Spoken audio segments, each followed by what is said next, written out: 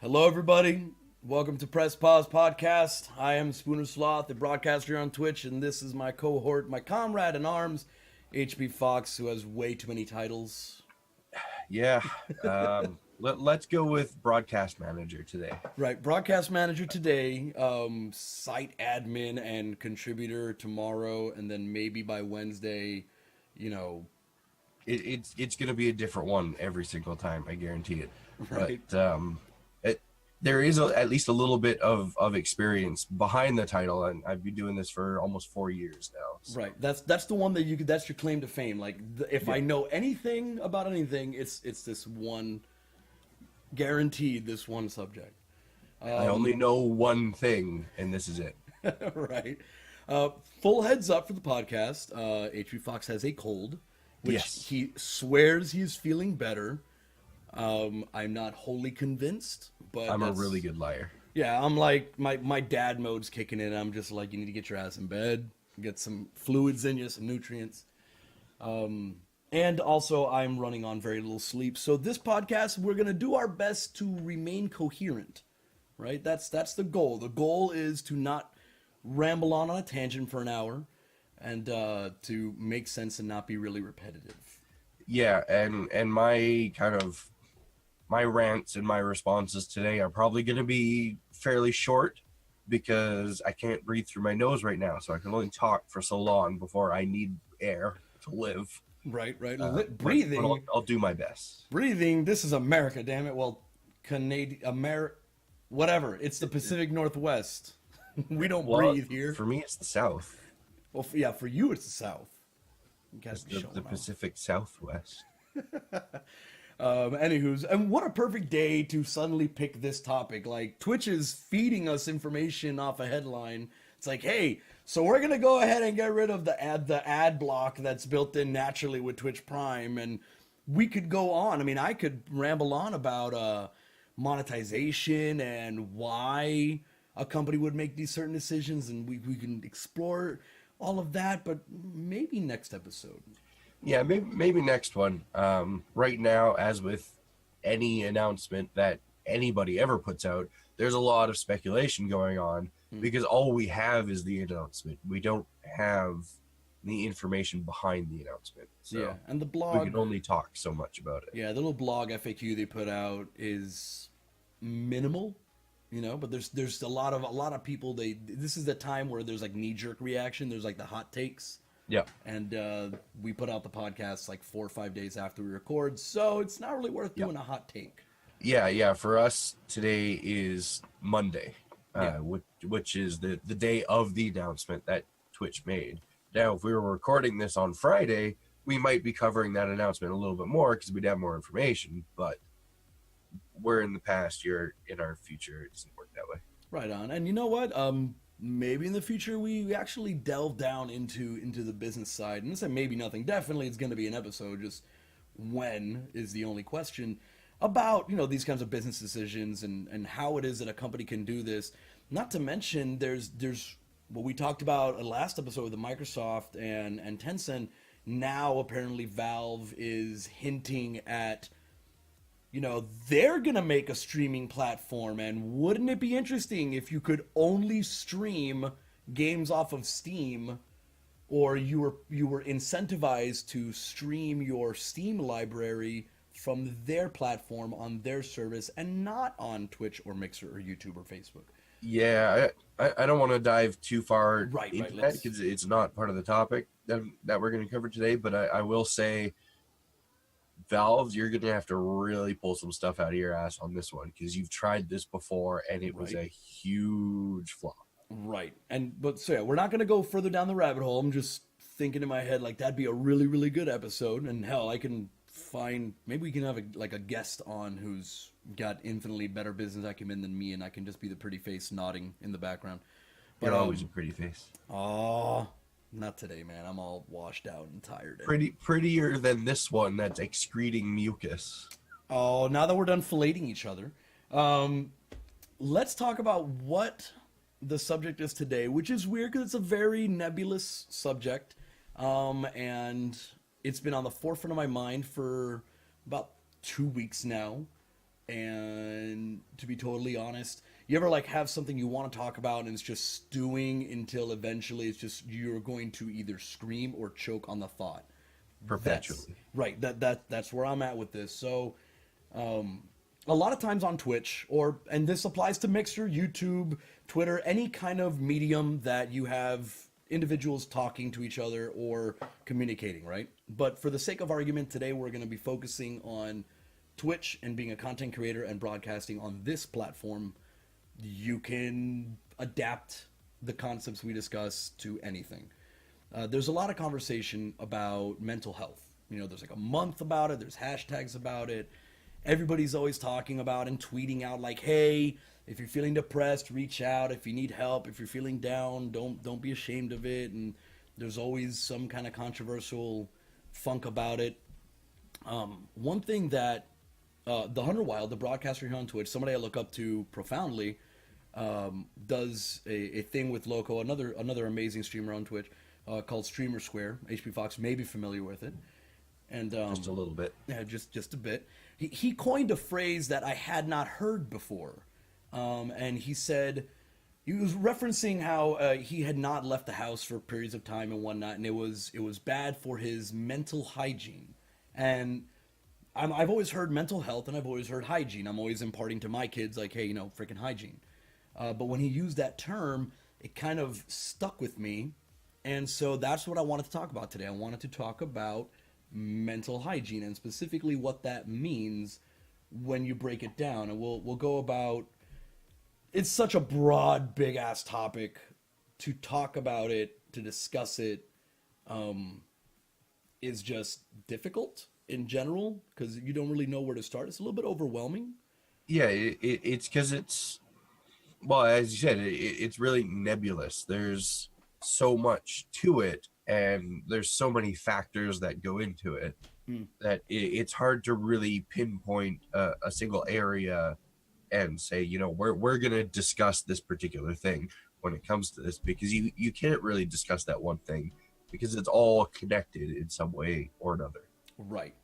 And that's why we're trying to keep it to three pillars, of which these are not the only three pillars. I imagine there is innumerable different topics and subjects and something you would consider a cornerstone of mental health or mental hygiene, however you want to say it.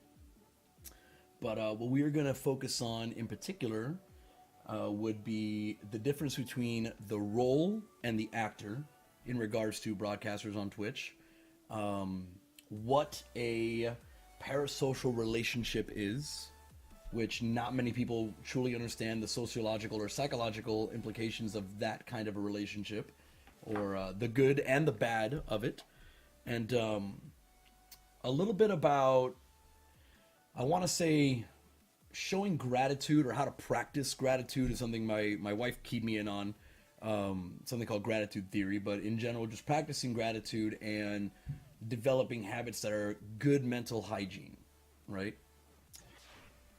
So, do you want to maybe explain for everybody that may not know what exactly a parasocial relationship is? Sure.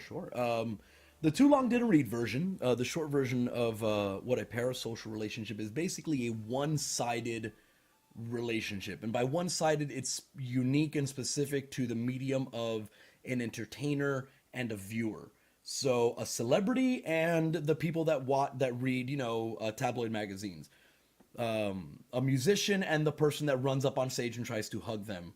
A YouTuber and the people that go to meet them, or a Twitch broadcaster and people who go to a meetup, or that go to a TwitchCon or a BlizzCon or anything like that.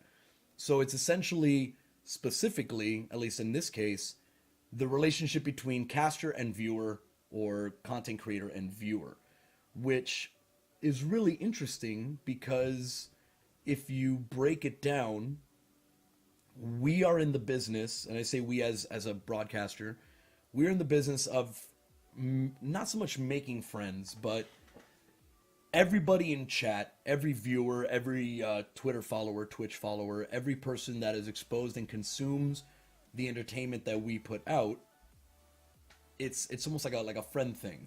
Everybody knows you, or knows what you put forth when you get in front of the camera and You know, you talk about your life, your relationship, your kids, or gaming in general, your thoughts and opinions is open for scrutiny that is 24 hours a day, 7 days a week by an infinite number of people, hopefully, you know, if you're doing good enough, quote unquote.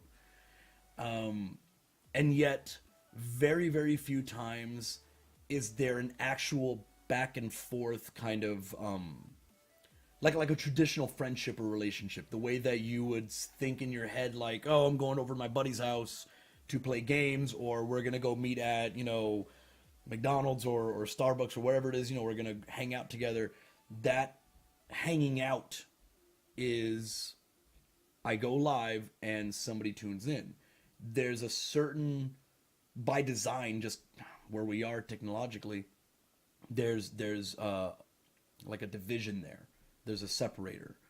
And so a lot of times, you know, this kind of seeps a little bit into the whole caster, you know, the role versus the actor kind of discussion is, you know, what you see is not to say it is not an unauthentic self of the person that is streaming or the person that is on Instagram or tweeting or making a YouTube video, but it is absolutely a tailored version of that person to some degree.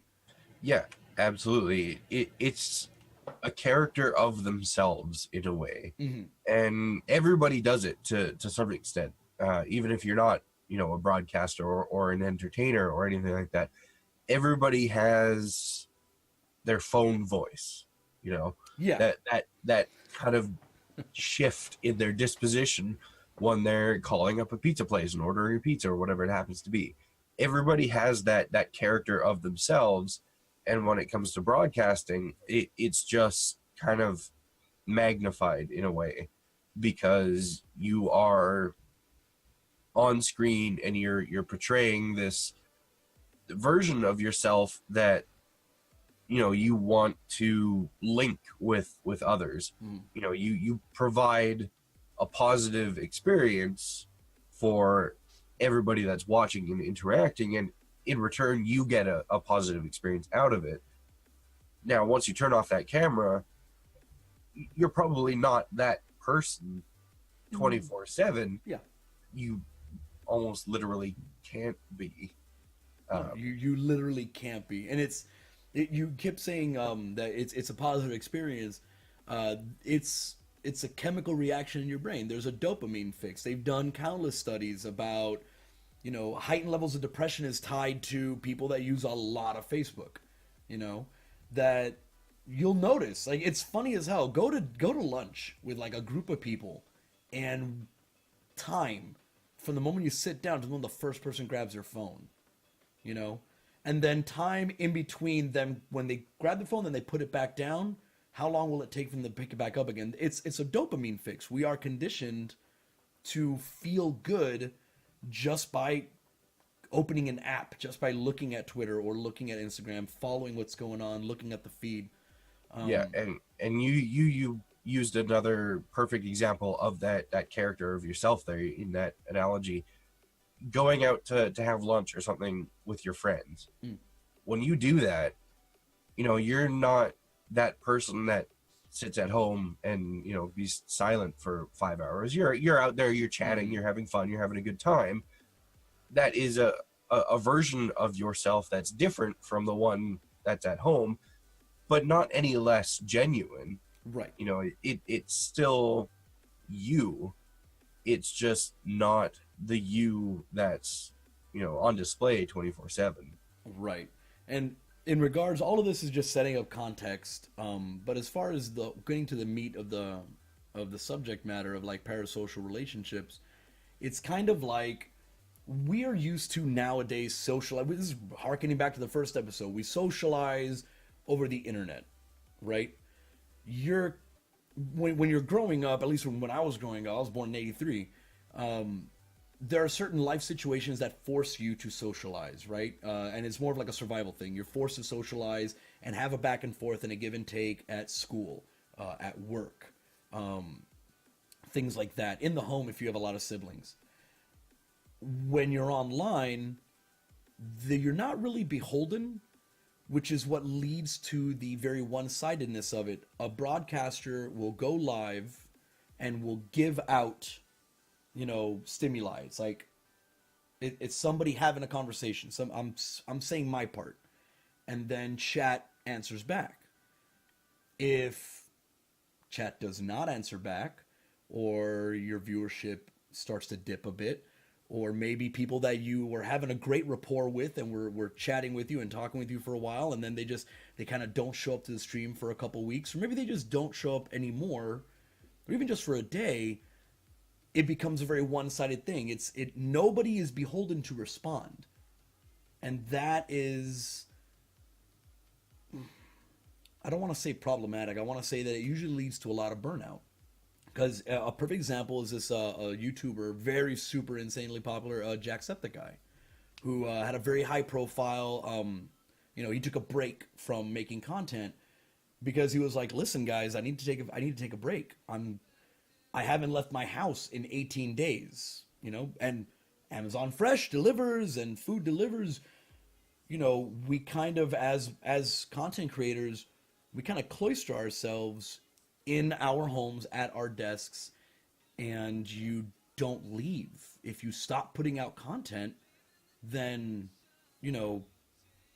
there's this perception that if you don't continue to put content, if you're not following the ABCs, you're not always broadcasting, or always be casting, then you are missing out on potential engagement. You're missing out. You're falling behind. If you're not swimming, you're drowning. It's all these weird buzzwordy kind of thoughts and concepts that have made it so a lot of people feel really lonely and feel really depressed. And you'll see it on Twitter, man. Just watch. Every couple of months, it's a wave.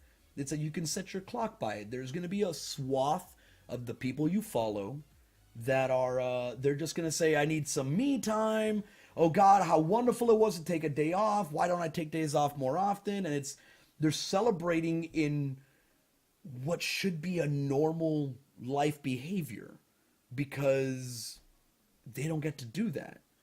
Yeah, and you're seeing that that burnout wave happen more and more often with broadcasters and content creators in general that have been doing this for 1, 2, 3 years because they've been going steady for that long. Jacksepticeye is a perfect example. He's been at it for like 5 or 6 years now, and I think longer. I'm not sure. Probably, and he's reached that point. And you see that with broadcasters who are casting 8 to 12 hours a day every single day for like a year plus, and they reach that point where they just can't do it anymore. So they have to step back and take that time to recover, really, mentally and physically. Right. There's an entire physical aspect to it, right? Like getting out, you see a lot of people that, they take up going to the gym and they use that so that their bodies don't give out on them while they're spending the other 6 days of the week or the other 22 hours in the day to stream and occasionally sleep. Which, not to continuously run on tangents, but I'm sure this episode is going to be just like a roller coaster of us jumping from one branch to the other. I don't know how it is in other countries. I kind of do, anecdotally, but in the U.S. it's almost fetishized, and I love using that word on it because we brag. Oh man, I only got like 2 hours sleep last night. I only got like 1 hour sleep last night. I went to bed at 3 a.m. I'm up at 4. I'm hustling. I'm at the gym. I'm eating healthy. I'm drinking healthy. Look how much I am winning at life. And then give it about a month and these people implode. And if they don't, then it's only a matter of time. And it's a little scary. And it's not unique to larger broadcasts, not unique to larger entities. This is it's not magnified. It's not diminutive or anything.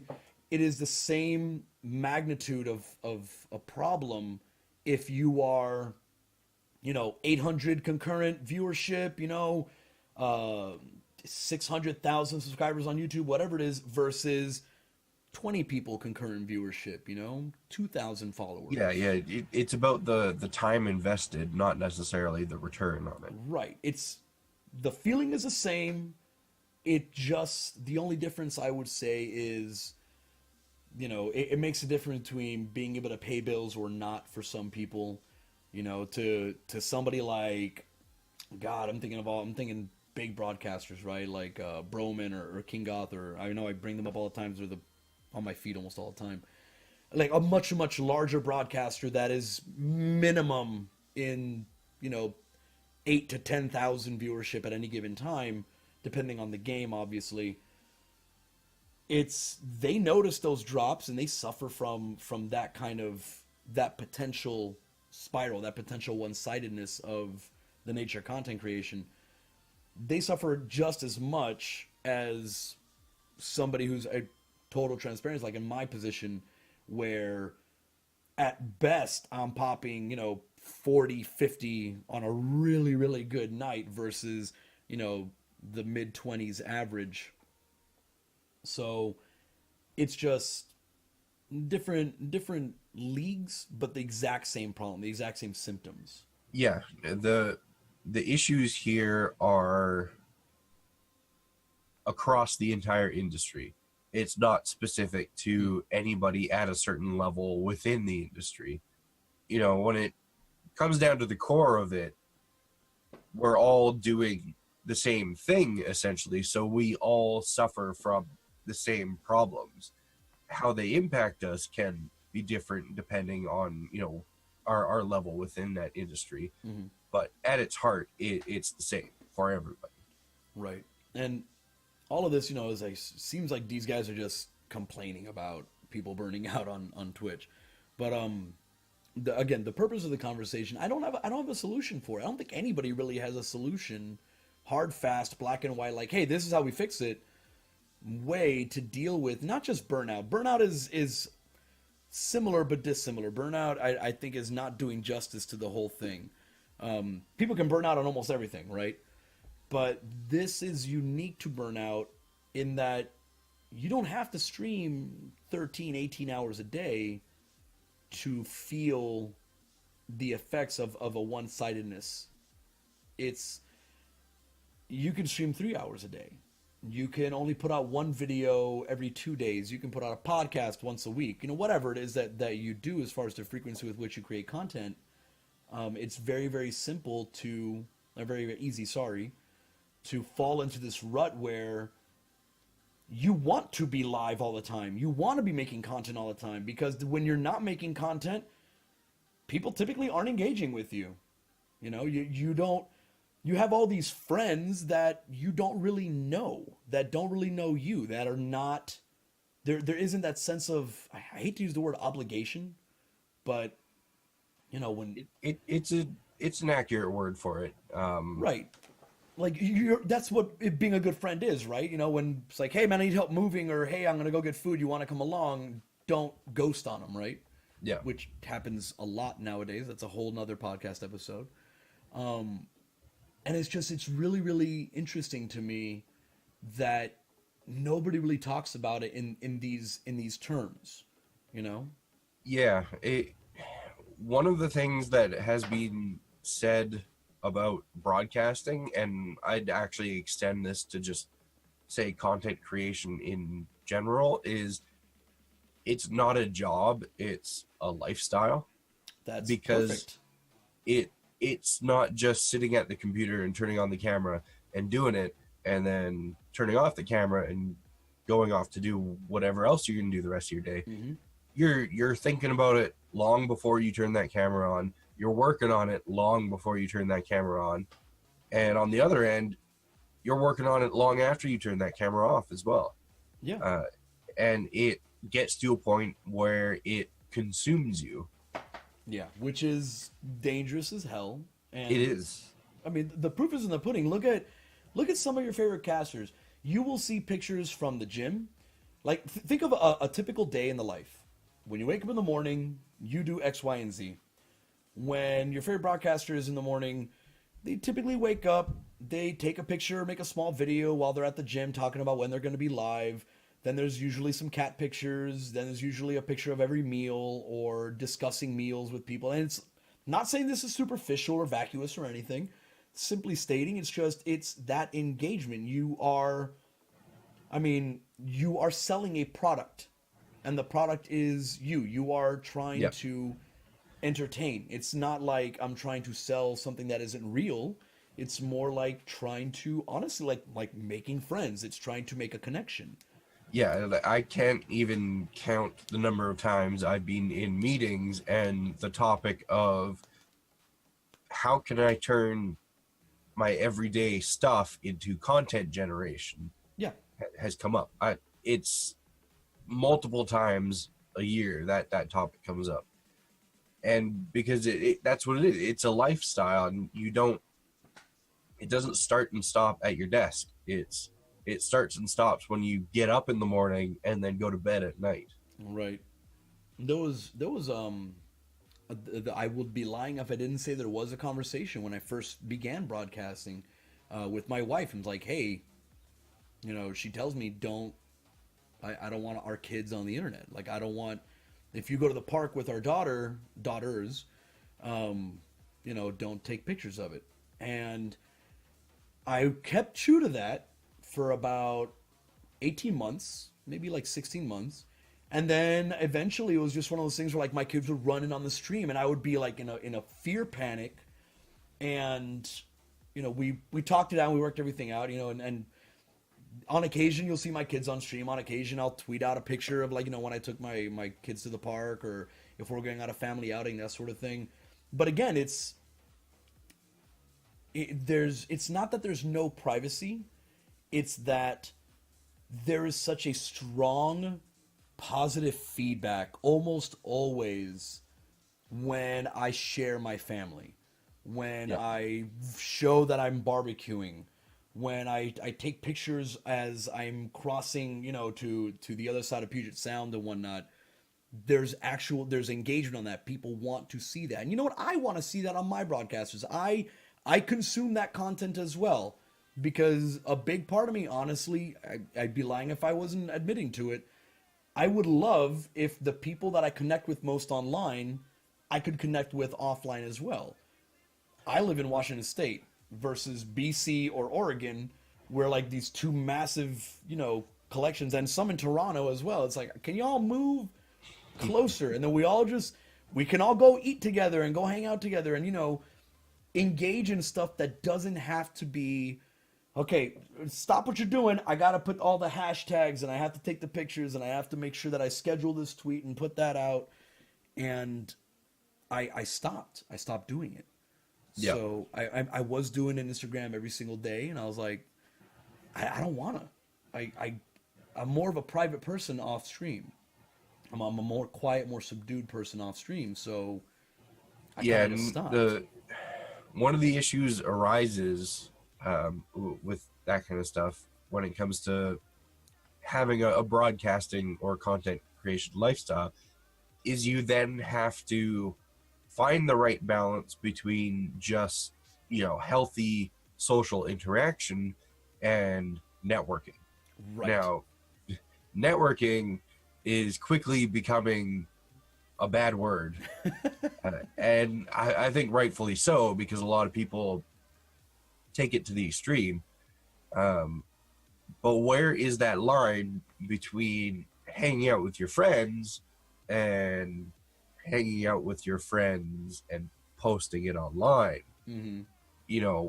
When you're in that habitual lifestyle of content generation, that line gets blurred very quickly and sometimes just becomes lost entirely. And it's difficult to know when you're just hanging out with someone or when you're networking with them. Right.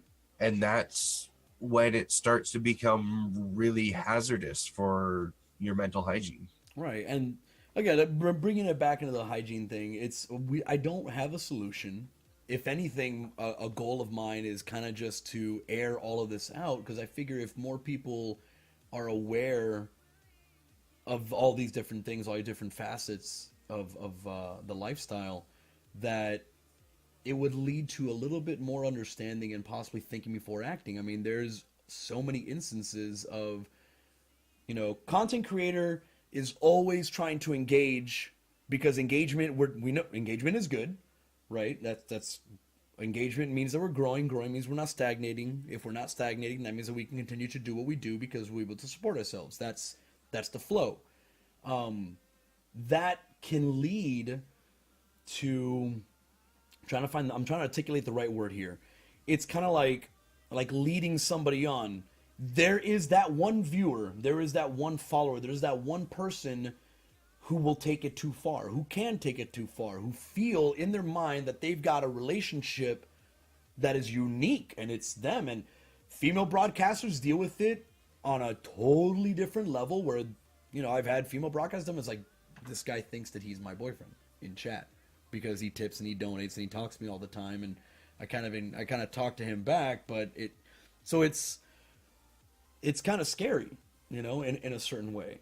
It is, and I mean, sometimes that stuff goes to the extreme where, that person that starts out as a viewer and then, becomes so invested that they think they have a relationship with this person. They then like track down where the people live and they go to their house and stuff like that. It's, a lot of people joke about that stuff because it's so asinine to a level that how can you not make a joke about it? But it's incredibly serious because it's such, I think, a new level of illness that we haven't had before because this entire industry, this entire way of interacting with each other is still so new. Yeah, it's I mean, when I joke about it because it's terrifying. And the best way to cope and not fall into a fear state is to just make a joke about it. But I mean, you think about it, this has happened to celebrities since the beginning. But it's never been the case where your favorite actor or musician was looking at a camera and talking to you for 6-7 days a week, 4 to 12 to 18 hours a day, however long it is that certain broadcasters do their thing. So it's kind of led to a scary situation. Hell, I had a scary situation similar to that the first year that I was broadcasting, where a viewer was basically obsessed with my daughter and my teenage daughter, and it was we had to get the authorities involved, and this fucker still shows up every couple of months, like a wart that won't go away. Under one of 20,000 different names that have all been reported and blocked and dealt with. And it was a bit scary. It was a big reality check, and it made me distance myself. And I struggle with, and I know there's a lot of other broadcasters too, as I've spoken to them, not going to name names, who struggle with it as well. It's like, are you shooting yourself in the foot? Are you hamstringing your growth? Are you setting yourself back and handicapping yourself by not sharing everything, by not streaming longer, by not compromising other parts of your life, be it your sleep schedule, be it your work schedule, socializing in real life, whatever the case may be, to be more there, to be more readily available and present online. And you'll see, I'll see broadcasters whom I love that's like they're having a day off, and then 11 o'clock at night they go live, and I'm like, this is your day off. Why are you going live? Fucking continue to relax. And then you realize, oh, they're fucking lonely. They're bored. They're at home. They've spent so long engaging and producing and moving and shaking and being an entity that it's too quiet. It's too much free time to sit down and read a book or draw or experiment with coke or go for a walk or whatever it is. So I don't know. I don't know what the solution is, but maybe if we all just acknowledge that the behavior doesn't lead to a good place on both sides, then maybe we can begin to build some better hygienic habits. And I think that's really what it boils down to, because this issue is going to affect everyone differently. the minute details of it is going to be different for everyone.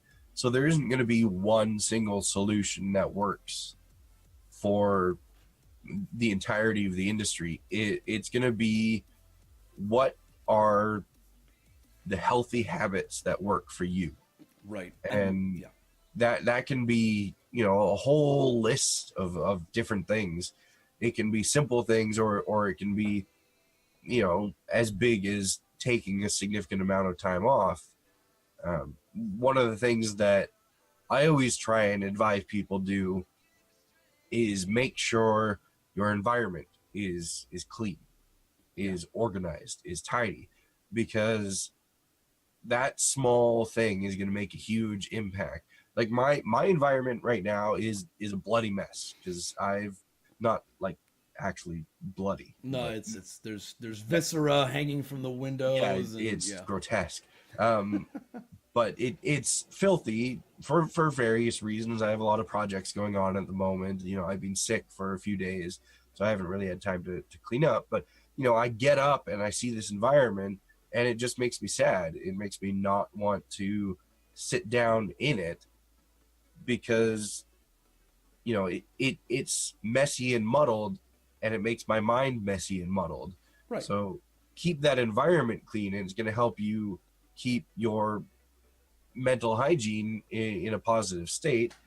But that isn't the solution for everybody. It's something that's going to help, but it's not the one thing that's going to fix it for you. Everyone is going to be different in that regard. Yeah, and we keep using the word hygiene, and I had to stop and think for a minute. I've had my wife is my best friend, so I talk her ear off. I'm amazed she doesn't hate Twitch right now for how long I've been harping. It'll be 3 years in January that I've been every waking goddamn moment have had to bring up Twitch in some regard to this woman. So you're a saint, honey. Anyway, hygiene is when you think of hygiene, you're like, okay, the stuff that it's a conditioned response. Nobody's born knowing to be hygienic, right? You're supposed to learn this when you're like in the single digit age, you're in kindergarten or pre-K or whatever it is your equivalent, and you get up, you brush your teeth, you keep your nails trimmed, you put on deodorant, you're supposed to bathe, you got food on your face, you wipe it off, right? You don't wear the same underwear like 30 days in a row. You, Just turn basic, it inside out. It's you just fine. turn it inside out and then backwards, and yeah. So you just, you have these basic hygiene things, and that you should be practicing, because if not, I mean, you're gonna smell. You might get sick. You might end up having all these negative effects will happen. Mental hygiene, we don't have that. There's never been. I mean, it's never been so prevalent as it is today, where we have so much input, so much data through social media, so many different snapshots of people's lives, and a lot of that can really really lead to some unhygienic behavior. Like, it sucks sometimes to be human and to internalize things, and to internalize things mean that you take stuff that it is not your fault and you have almost zero agency, zero effect, but you're gonna blame it on yourself. So like when I see a broadcaster after broadcaster, like my feed is full of nothing but like the last 40 tweets were, thank you for the amazing support. We got 500,000 subs and all these sub gifting, and we got all this and we got that, and look how good everything is going. And it's like, if you don't have that, if that isn't happening as frequently, what am I doing wrong? You internalize that. If you're looking at your viewer count, which everybody says to hide, and I would echo that, hide it, don't show it, put a piece of tape. I have it hidden, but my stupid Streamlabs chatbot shows it. So I literally have this card from Greg Lizniak, who is an artist, and I just put his business card like up there. I just wedge it in my monitor to hide the view count, because you'll see the counts going up, and then you internalize and go, why is it going up? I don't know why it's going up. And then it starts to go down. I go, wait a minute, why is it going down? I think Bad News Baron even did a really long Twitch panel talk about that in particular, where it's this stupid cyclical thing. So the question is, how can you practice better mental hygiene? right? How do you start like muting these tweets? Do you, you know, do you engage? Do you celebrate? Do you try to analyze? Like, how do people go about trying to figure how to turn something that is not negative by any means whatsoever, but somehow, be it due to low self esteem or anxiety, high, it turns into something negative, right? So I think like one thing you said specifically is, you know, keep your area clean. That helps. A lot of people on Twitch, you know, they always give advice like, you know, do it because you're having fun, or pay attention to who's there in chat right now, not who's not there in chat. And these are, you know, it's all anecdotal advice and whatnot, but it there is a nugget of truth in it, and I think it has to do with gratitude theory, which is what I'd said we were going to be talking about earlier today. Essentially, the long story short of it, if you know, not getting into like crazy positive psychology and ACU freaking decks and presentations, gratitude comes in two stages, and I'll quote it.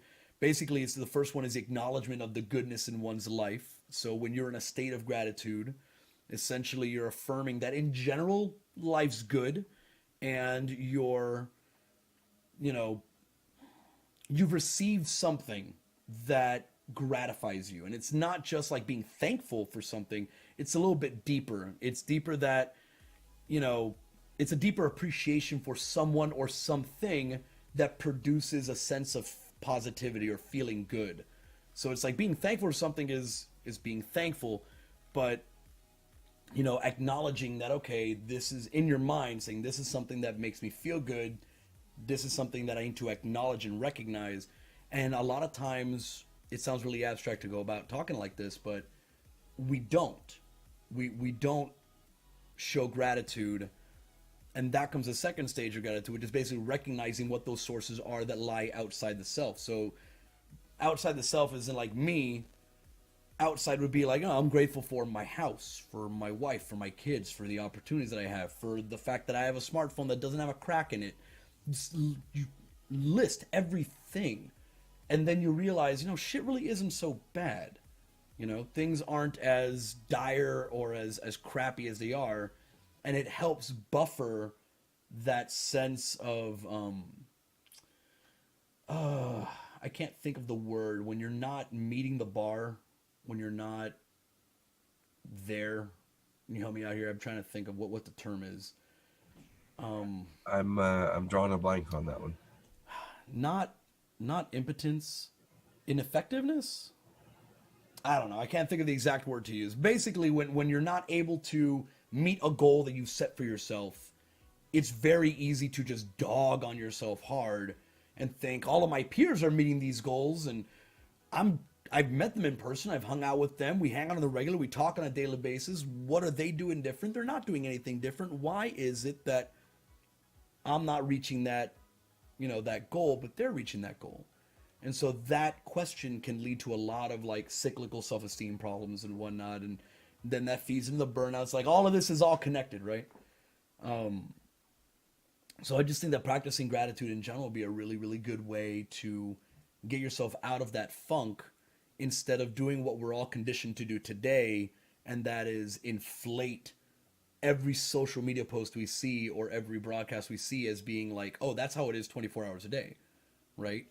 Like, Yeah, so kind of on the note of the gratitude thing, there's something that I do kind of along those lines that I found has been really effective for me. It may not be for anyone else, um, but kind of in the sense of mental hygiene.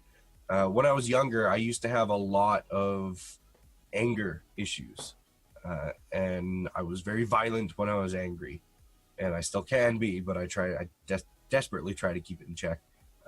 And one of the things that I started doing was, anytime I say a negative, I always follow it up with a positive.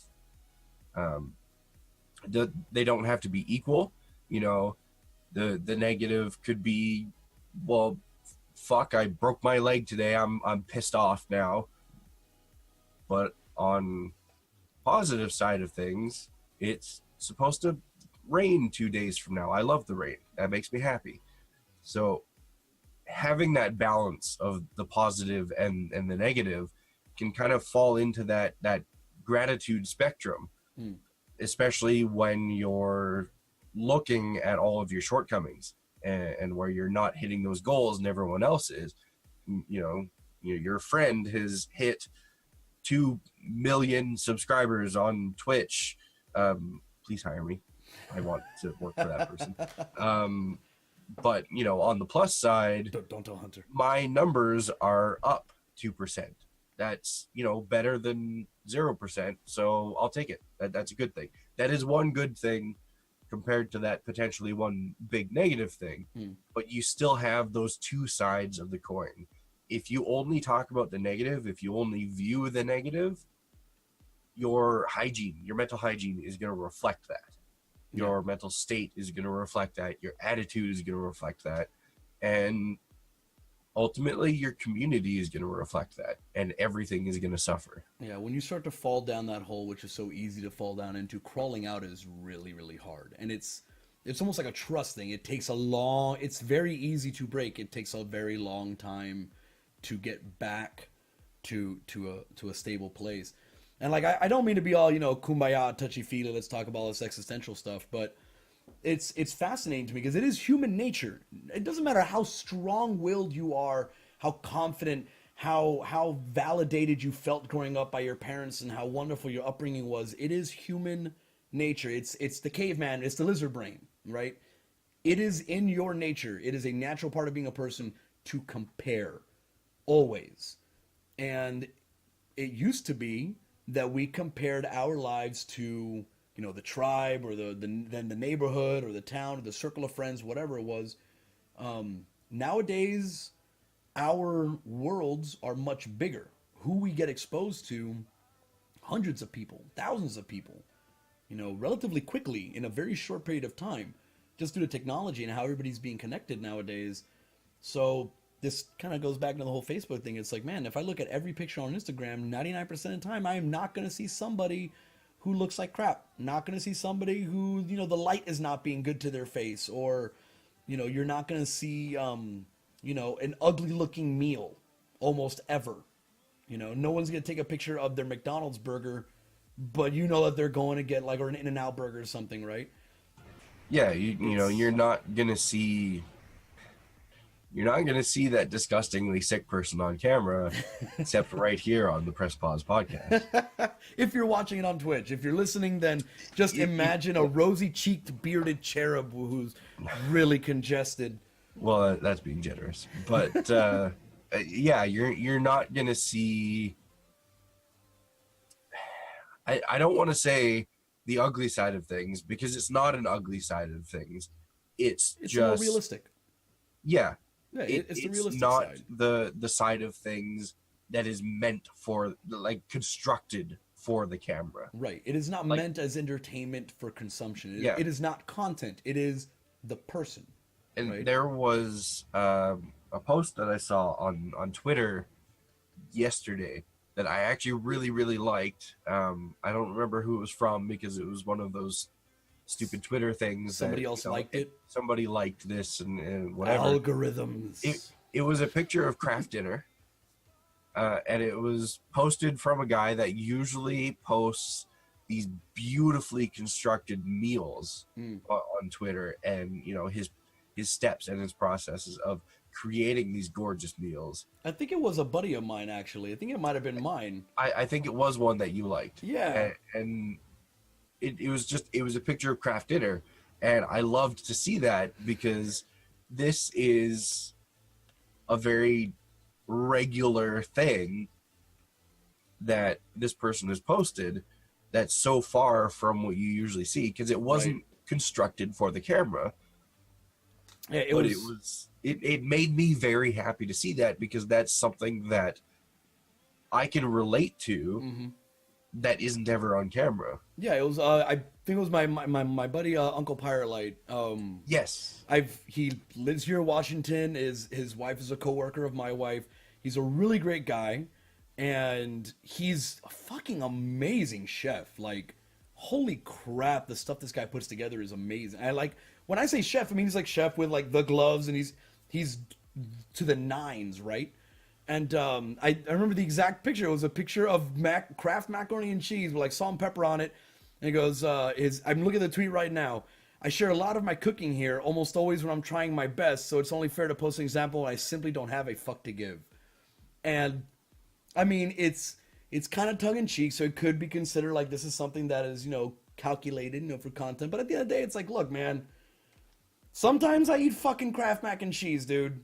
Sometimes I Yeah, eat the blue box, and it's sometimes I make like foie gras and all this yeah, other shit. it's definitely still content generation, but it's done in a way that shows that not everything has to be pristine and beautiful and created specifically for that purpose. You can still take the everyday things and be social with it and create content with it and not have it kind of have that potentially negative impact on your mental hygiene and everyone else's mental hygiene. It Right, can be done, but it's going to be different for every person. right. And it struck me as interesting when I think about these kinds of things. Or why do I even, why bring all this up? Why talk about how important it is to differentiate and to separate what is, something that may or may not be doctored, something that was specifically designed to be something that was meant for consumption, like content creation, like, a finely taken picture of food that was prepared, or somebody at or you at a gym, or certain selfies, just getting the lighting just right, that kind of thing. When I see a lot of, it's almost become second nature to me now. When I see a lot of these things online, I can appreciate them and I can celebrate, like, man, that's badass, you did this many reps, or it's wonderful you got this many subs, or damn, that looks delicious, right? Before, there would be like a tinge to that. There'd be like, fuck, man, my food doesn't ever look that good. Like, I haven't been to the gym in 2 weeks. It's not meant to suddenly hate on that person, or to feel jealousy, or to feel anger, or to feel resentment. It's more so to acknowledge that, you know, for every amazing thing you see online, every amazing portrayal of how wonderful life is for everybody else and how horrible it is for you, the inverse is the same. So every bad day that you've got, they're having the same damn bad day. You don't have them all at the same time, but it happens. So when I mentioned, the hygiene stuff, ultimately what it boils down to, I think, is you need to look at the world around you and look at your peers and look at your viewers, or look at your favorite broadcasters and the people that you're sub to and such, and realize what we kind of talked about in the first episode is, like, everybody's the same human being. That's not an excuse for complacency. That's not an excuse to say, well, I don't got to do anything extra because I'm fine just how I am, and they look amazing, but I'm sure that they're not doing the greatest. It's just to normalize things a little bit, because, like we said, it's very easy to slip into this rut where you're kind of like, man, I can't catch a break. And I've been there. Hell, I'm still kind of twirling around in that space of, like, you feel that you can't catch a break. You feel, when is it going to be my turn? When am I going to get mine, right? No matter how hard you hustle. Yeah, and as far as seeing the success of others, I think a big part of having positive mental hygiene in the content generation world is recognizing what you don't see Hmm. on that camera. Like, I take this exact show for instance. I'm wearing a nice button down shirt. I've got the top button undone. I've got a little bit of chest hair Very hanging out. suave, very suave. That part of me on the camera looks good, but what you don't see is I'm wearing ratty old pajama pants and socks with holes in them as well. It's And the desk is covered in, like, yeah. snot The riddled desk tissue. is And I've got like maybe 1 square foot in front of me that isn't full of shit. It's the stuff on camera isn't the whole story. In fact, it's just a fraction, a small fraction of the story. And so realizing that these successes that your peers are having aren't their whole life, I think is going to go a long way to helping you in comparing yourself and your successes. Because, we all say you shouldn't compare yourselves But you to do. others, but we all do it. Yeah. You know, It's how we seek inspiration in some yeah. ways. And we don't necessarily do it on purpose, but we still do it. It's just a part of life, comparing what you have to what others have. And kind of going hand in hand with that, I think realizing what parts of your life are causing those negative impacts on your mental hygiene is the most difficult part and the biggest key to changing that negativity into positivity. Right. Realizing what those factors are and being able to shape them to what you want them to be. Right. And I mean, further reading, to be totally honest, like homework for anybody, because we're getting close to the end here. I would definitely suggest checking out Everything is a Remix. If you haven't ever heard of it, look it up on YouTube, look it up anywhere. It's a phenomenally interesting theory that is 100% true. So I guess it's not a theory, it's more like the law. It has to do with original ideas and how people typically, like, what was it, the saying, bad artists copy, great artists steal, or something like that. Yeah. It's just the conceptual, the top down idea, the elevator pitch is like everything is a remix of something else. Like the old joke back when I was young is like, hey man, you want to be a millionaire? Take whatever exists, put a clock in it, get a patent, and sell it. And they did. That's exactly what they fucking did in the '90s and the late '80s. Yeah, and I mean, in that exact same tone, one of the things that Hunter and I always say about all these, big unique things that we're doing on our stream is take what we do and do it better. Right. And there's only so much, like, Twitch in its life cycle, it is a thing already. It is not going to become something else. Like, me and Fox talked about this last night. If you're starting, which, honest to goodness, I wouldn't even recommend starting on Twitch. If you really want to, I'm not gonna shit on your dreams, but like, understand that it's not gonna become anything that it is. It's not gonna become something different than what it is now. It is a fully actualized platform that has an ecosystem that has all these different hierarchies and tiers, and it is going to be very difficult, if not nigh impossible, to manipulate that system, to try to gain on that system. See, I'm gonna say the opposite thing of that. I'm gonna recommend the opposite thing of that, and I'm gonna say if you want to stream on Twitch, do it right now, and do it better than we are. Right. Because what we've done is created a critical failure for ourselves in the way that we've approached broadcasting. And I think new broadcasters are the best people to change that, because they can take what we've done, they can take our failures, and they can learn from that, where we have such a hard time learning from our own failure. They can look at what we've done, where we've fallen short, and they can correct that in their approach. Right. So if you want to be a broadcaster, but make sure you're learning from those of us that have taken the wrong steps. Right. And just know, I realize I sound like such a douchebag with my previous statement. Know that you can't just do what man does. You can't do what Man versus Game does. You can't do what Ezekiel does. You cannot do what so-and-so does. It's been done. Those communities exist. People invested time into those communities. They want something new, something different. So you need to do something new and different, which, again, is really, really fucking hard, but it's not impossible. Yeah, and don't be afraid of looking at what other broadcasters are doing and adapting that to your own approach. It's not stealing their ideas. Any broadcaster worth their merit is going to welcome another broadcaster to take what they're doing and change it or adapt it or do it in a better way. Well, it takes the That's thinking out of the how, equation. yeah, Yeah, it's how the platform and the content itself evolves. right. It's how it always has, it's how it always will.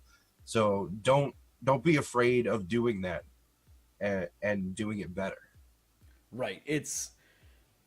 I think Hunter says it best when he's like, take my idea, make it better, so that way I don't got to figure it out and I can just, I can do it. I don't have Yeah, to. I'll do what you're doing. I don't have to think about it. exactly. Take what we're doing, do it better, so then we can take it back and do it even better. Exactly, because you're gonna be in the weeds, man. You're gonna be so inundated in trying to maintain and keep content going and keep the community going, and you're spinning all these plates. It's difficult to then stop and suddenly innovate and do this new exciting thing that is going to have a great return, or maybe not. That's part of the gamble when it comes to doing events Yeah. and trying to innovate. Sometimes it works and sometimes it doesn't work. It's hard to prototype on Twitch because you don't really know if something works or doesn't until after like a month.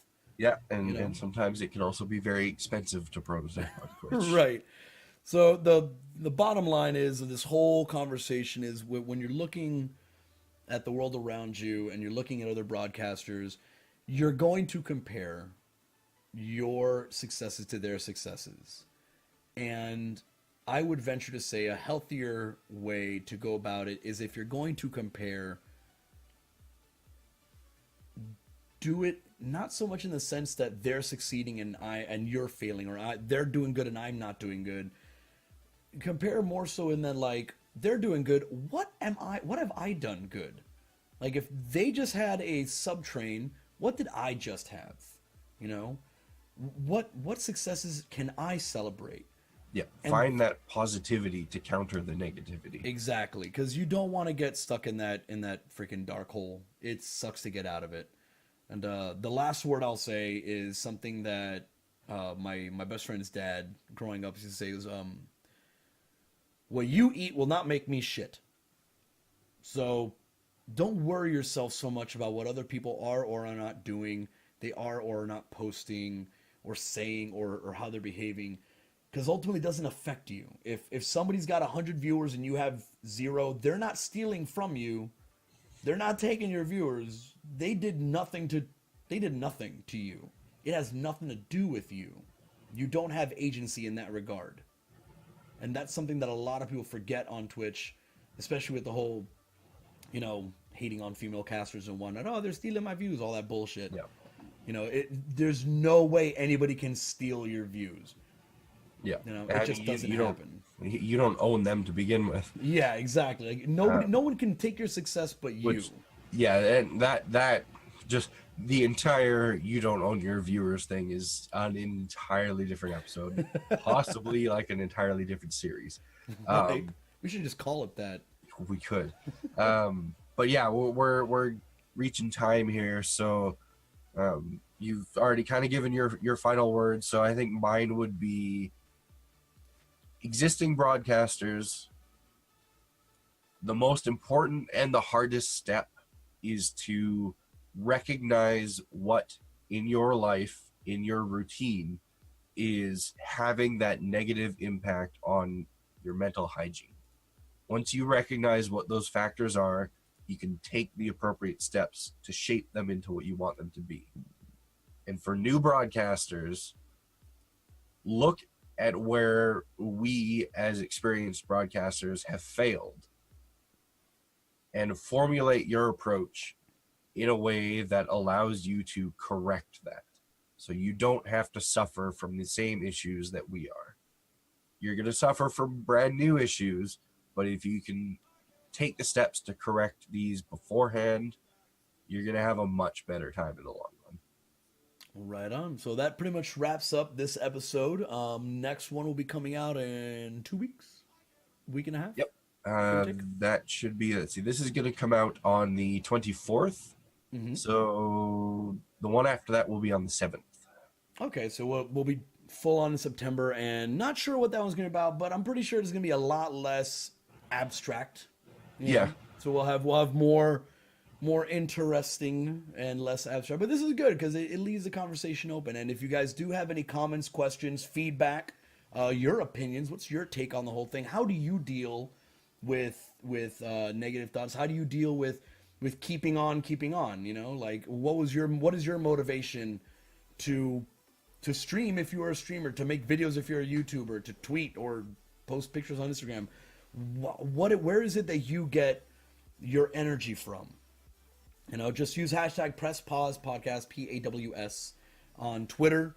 You can find both of us at Spooner Sloth and at HP Fox TV on Twitter. That is probably the best way to find us or to communicate with us and give us the feedback. Yep. And Hopefully by the time this episode is ready to come out, we'll have like a central hub available that we can direct everyone to, and you can find all our platforms straight from that hub. right on. And we're working on it. We're working on it. Anyways, I'd like to say thank you again for listening or watching if you are watching indeed. And once again, I am Spooner Sloth. This is HP Fox. And we'll see you next time.